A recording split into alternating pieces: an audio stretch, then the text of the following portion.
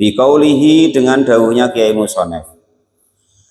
Wal mar'atu dan adapun seorang perempuan itu tuh khalifu memberbedai siapa perempuan ar-rajula kepada laki-laki fi khamsati asya'a di dalam 5 perkara.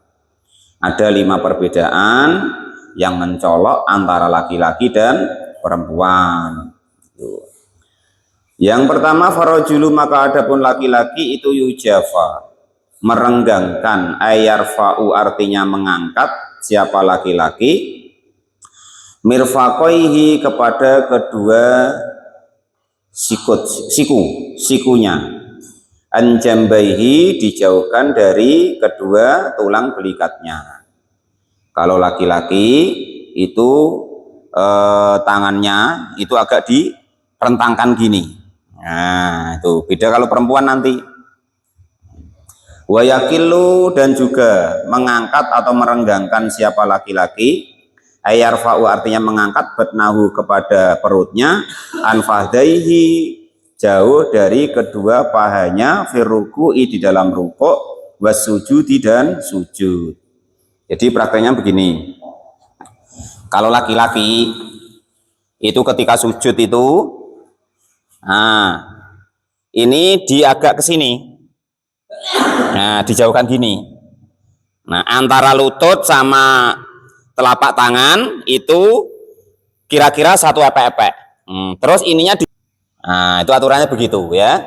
Dibenggangkan gini. Wah, payah ya Pak, ya sebisanya. Ini andekan gitu loh ya. Nah, kalau perempuan nanti dirapatkan gini. Ruko juga begitu. Kalau ruko ini agak diginiin. Dijauhkan dari sini. Ya. Terus kalau perempuan nanti dirapatkan gini, walaupun belum dibaca nanti langsung ya, gini, dirapatin gini.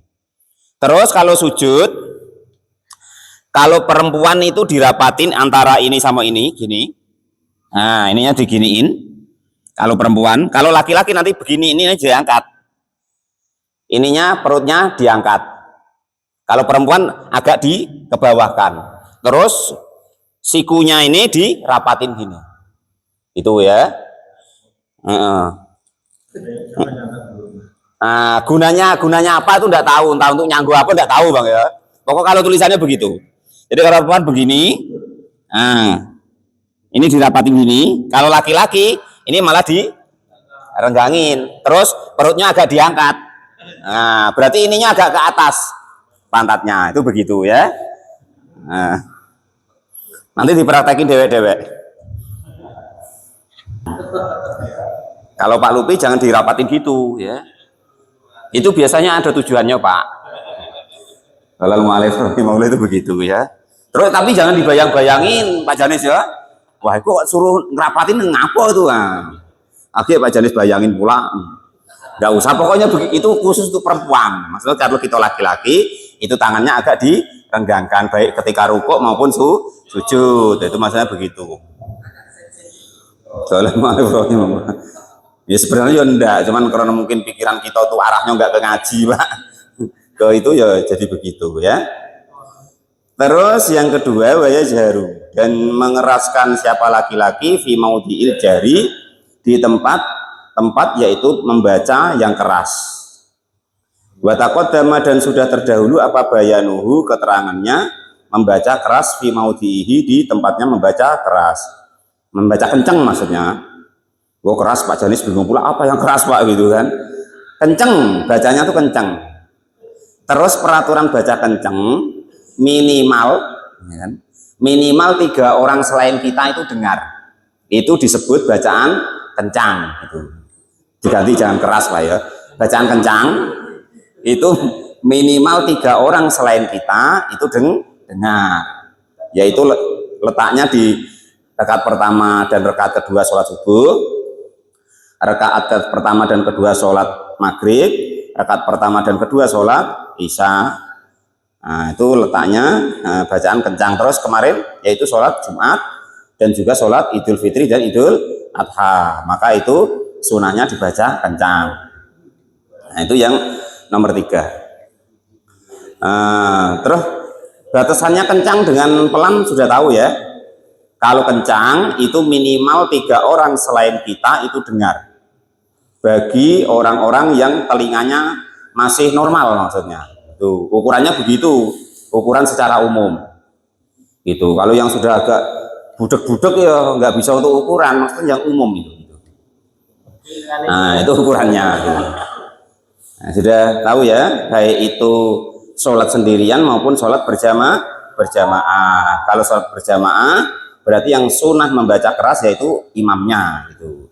Kalau sholat sendirian kita sendirilah, kalau imamnya nggak ada gitu. Terus yang nomor 3 ya, nomor 3 apa nomor 4? Nomor 4 ya. 1,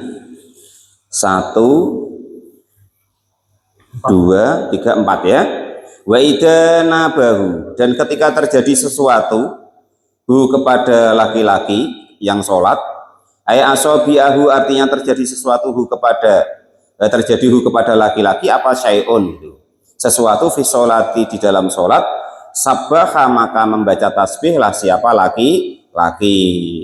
Kalau umpama kok berjamaah, imamnya kebetulan kok keliru, maka kalau laki-laki yang dibaca yaitu lafadz subhanallah, fayaqulu, maka mengucapkanlah siapa laki-laki subhanallahi kepada lafadz subhanallah.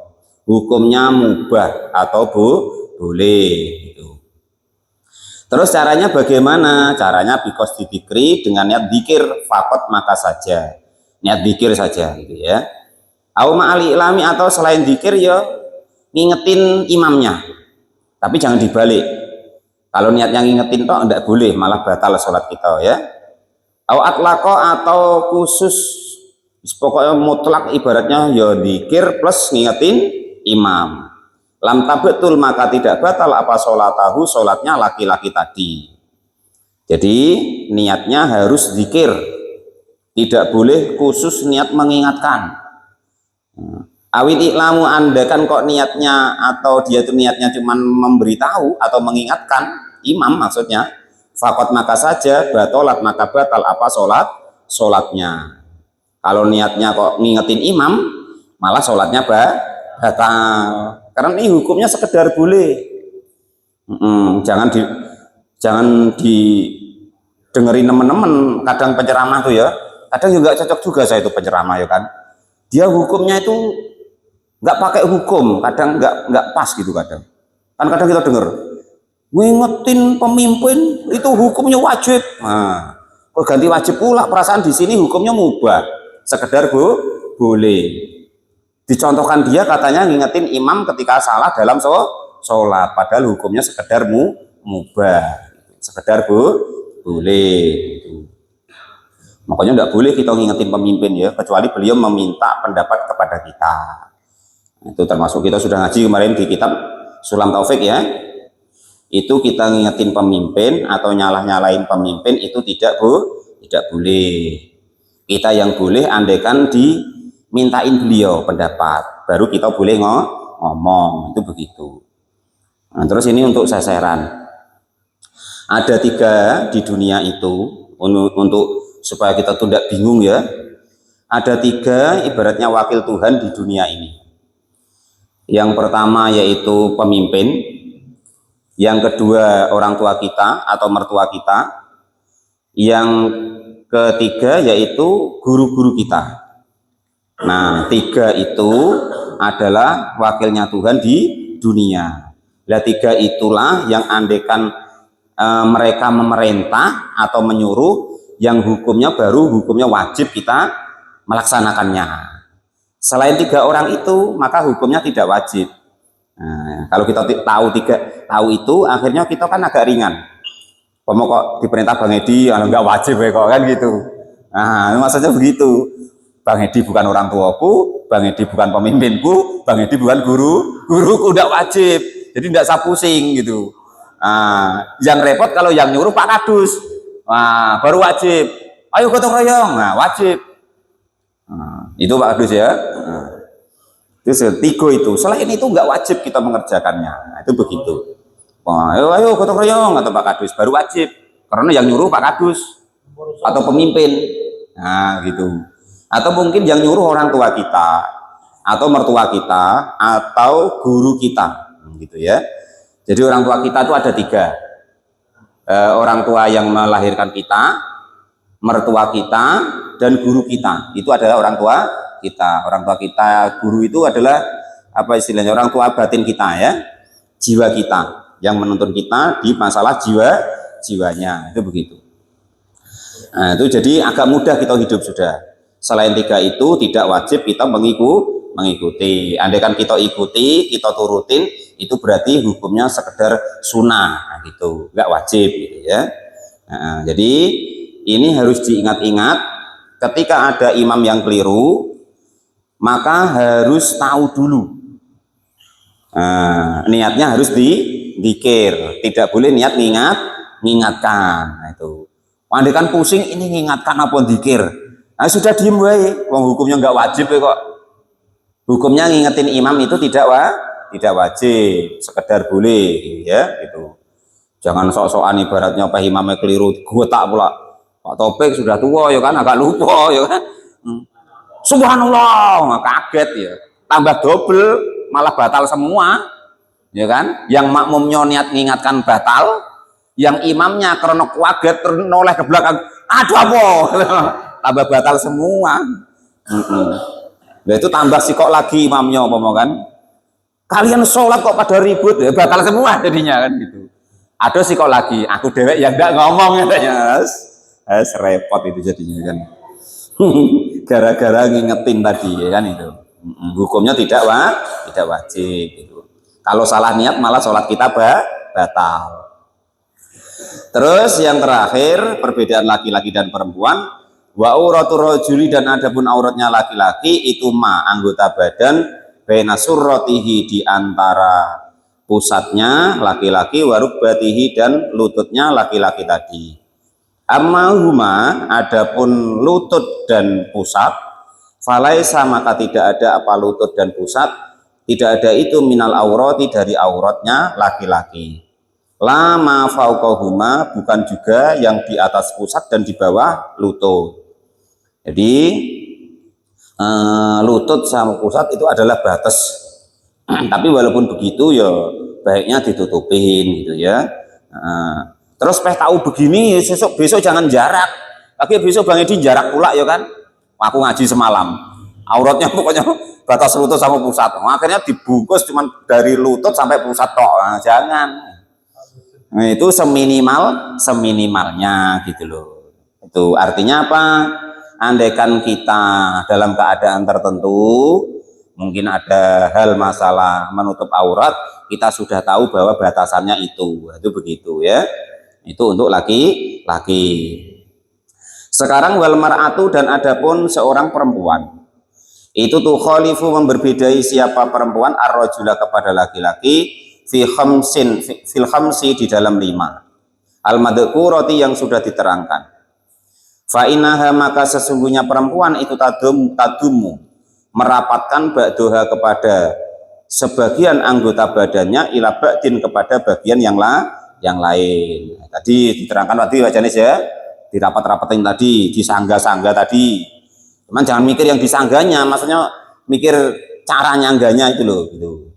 Aturannya begitu. Jangan kok mikir yang disangga apa, ngeres, itu namanya tidak boleh. Fatal suku, maka merendahkanlah atau memasukkanlah siapa perempuan batnaha, kepada perutnya perempuan tadi, bifahdaiha, kepada kedua pahanya, firukuiha, di dalam rukunya, wa sujudiha, dan juga sujudnya. Maksudnya agak dempet dengan pahanya, itu aturannya malah begitu. Kalau untuk perempuan jangan diongkrong-ongkrongkan gitu loh. Kalau yang ngongkrong tadi itu laki, kalau perempuan nah itu ya. Qolal mu'alif rahimah. Tapi jangan ditanya tujuannya Pak Janis ya. Pokoknya begitu caranya. Watafadu, dan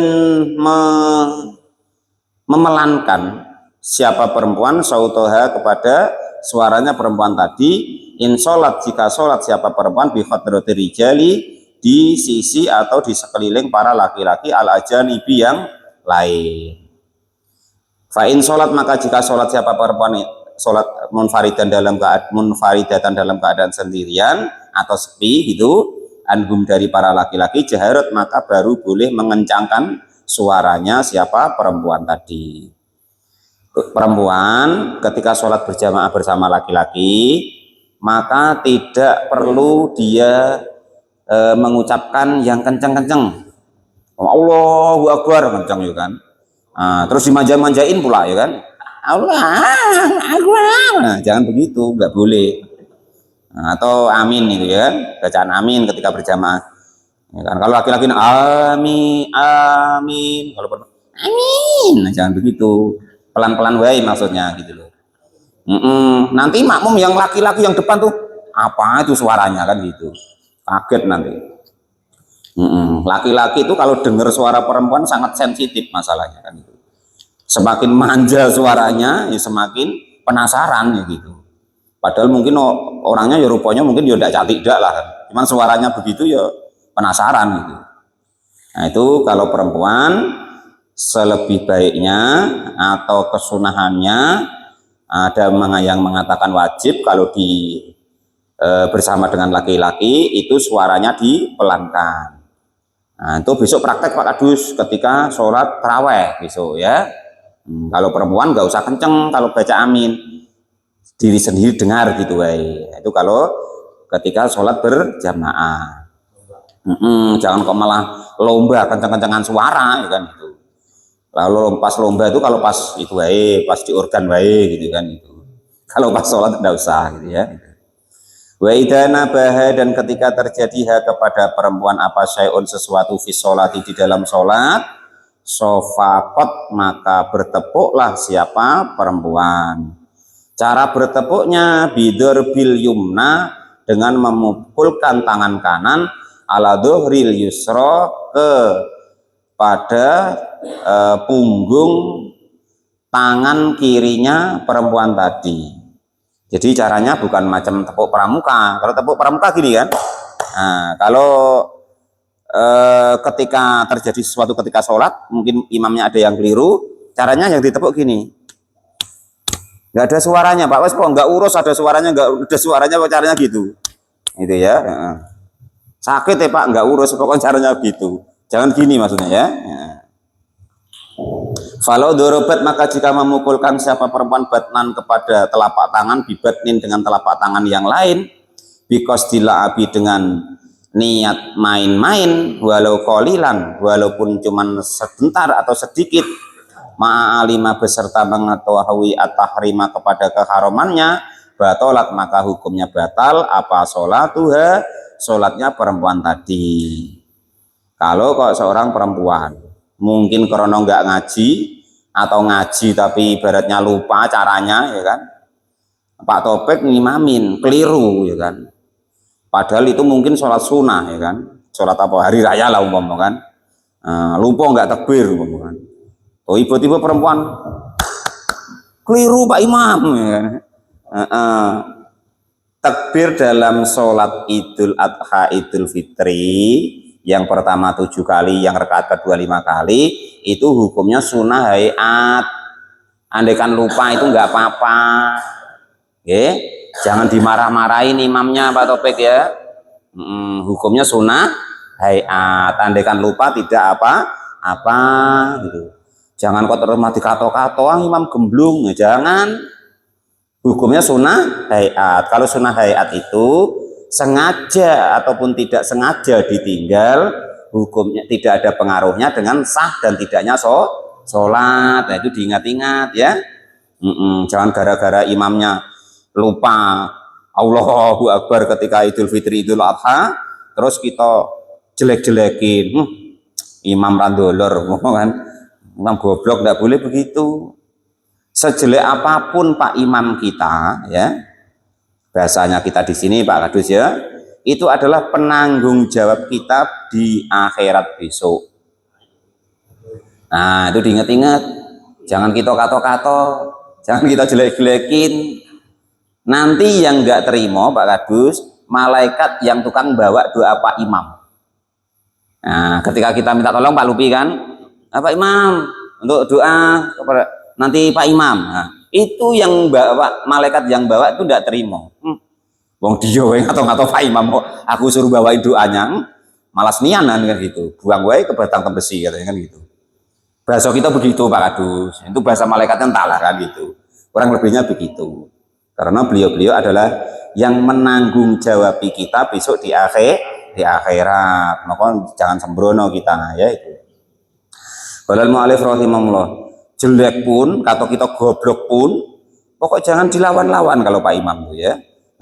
Mualati, karena dia yang tugas menyampaikan doa kita kepada Allah Subhanahu wa Ta'ala, yang mempertanggungjawabi kita besok di akhirat gitu loh ya.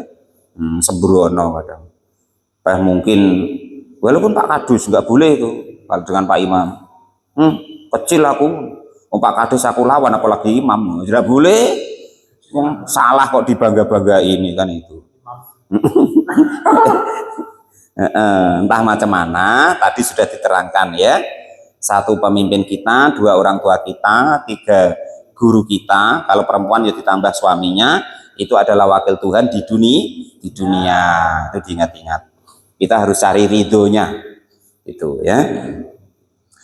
Terus sudah ya, sampai ketika terjadi sesuatu, kalau laki-laki tadi subhanallah niatnya zikir, kalau perempuan tepuk tangan tapi tepuknya telapak tangan kanan dipukulkan telapak tangan kiri, niatnya yaitu main-main tadi, jangan mengingatkan imam gitu.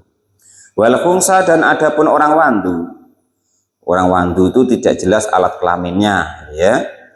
Itu kalmar arti seperti hukumnya seperti perempuan, walaupun ini sudah dihukum fikih ya para ulama fikih. Walaupun kalau menurut sahabat Ali itu tidak ada namanya khungsa itu gitu. Karena gini, itu ada riwayat sahabat Muawiyah kirim surat kepada sahabat Ali bagaimana cara menghukumi seorang khungsa atau wandu yang alat kelaminnya double. Padahal waktu itu lagi nggak cocok, lagi perang. Tapi karena kepentingan agama, ya tetap Muawiyah bertanya kepada sahabat Ali. Maka dijawab sama sahabat Ali, kalau menurut Allah tidak ada khungsa itu berdasarkan ayat wa ma khalaqadz dzakara wal unsa. Tidak ada Allah itu menciptakan kecuali laki-laki dan perempuan. Nah gitu. Ya jawaban sahabat Ali, maka kata beliau, andaikan keluar kencingnya dari alat laki-lakinya, maka dihukumi seperti laki-laki. Andaikan khungsa atau wandu tadi dia kencingnya memakai alat perempuannya, maka dihukumi seperti perempuan. Itu menurut sahabat Ali begitu. Walaupun dalam hukum fikihnya ada ya gitu. Qolal mu'alif rahimahullah.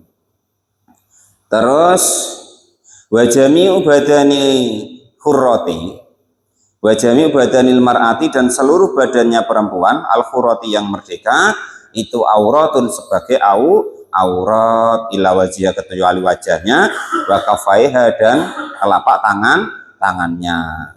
Wadi, dan adapun inilah kecuali wajah dan telapak tangannya itu auratiha auratnya perempuan fi sholati di dalam sholat. Amma kharija sholati adapun di luar sholat, fa auratiha maka adapun auratnya perempuan itu jami'u badaniha seluruh badannya gitu ya. Jangan kok malah dipamer-pamerkan. Sudah dipamerkan ya kan, kadang di HP pula itu ditengok orang sedunia. Itu mohon maaf itu nanti menjadi dosa jariah untuk kita ya. Viral itu kalau bisa viral yang baik, viral kok yang dosa. Selagi gambar kita buka aurat tadi kalau perempuan ya masih ada yang nengok, apalagi ada yang ngefan ya kan, umpomo ya kan, ada yang ngefan Pak Janis, umpomo ya kan, itu jadi dosa jariah terus. Selagi gambar itu masih ada, walaupun perempuan itu meninggal tetap menjadi dosa jariah. Itu begitu. Iya Bapak, ya terserah, percaya terserah kamu enggak ya terserah kamu. Itu gitu. Selagi auratnya masih nampak di HP atau di apa itu, kan, maka itu tetap menjadi dosa jariyah walaupun orangnya sudah meninggal. Qala al-mu'allif rahimahullah. Wal ammatu, dan adapun perempuan amat atau hamba sahaya itu karojuli seperti laki-laki fi sholati, di dalam sholat. Fatakunu, maka ada apa auratiha, auratnya hamba sahaya atau budak itu ma baina surat ma anggota badan baina suratiha, antara pusatnya amat atau hamba sahaya warukbatiha, dan lututnya amat atau hamba sahaya. Jadi itu perbedaan antara laki-laki dan perempuan. Nah, itu gitu. Yang pertama dan yang kedua, kalau laki-laki merenggangkan tubuhnya, merenggangkan sikunya dari tulang belikatnya dan dari pahanya kalau pas sujud. Kalau perempuan dirapatkan. Terus kalau terjadi sesuatu, kalau laki-laki mengucapkan subhanallah, umpama imamnya keliru apa macam mana ya, tapi diingat-ingat, niatnya harus zikir, tidak boleh niat ngingatkan. Kalau niatnya ngingatkan malah batal. Kalau auratnya laki-laki cuman batas antara pusat sampai lutut. Nah, itu kalau laki-laki. Kalau perempuan tadi merapatkan sikunya ketika rukuk, ketika sujud, dan juga merapatkan perutnya atau merendahkan perutnya, mepet ke pahanya ketika sujud. Nah, terus memelankan suaranya. Kalau laki-laki mengeraskan suaranya, mengencangkan gitu ya, mengencangkan suaranya. Kalau perempuan memelankan suaranya kalau di sisi orang-orang laki-laki yang bukan muhrim.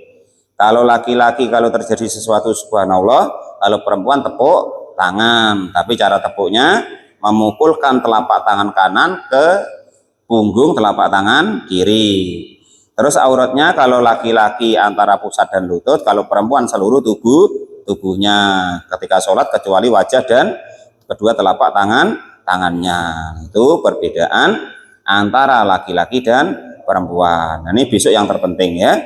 Faslun fi adati mubtilati sholat, yang membatalkan sholat, supaya kita tahu sholat kita batal atau tidak. Wallahu a'lam bishawab. Alhamdulillahirabbil alamin.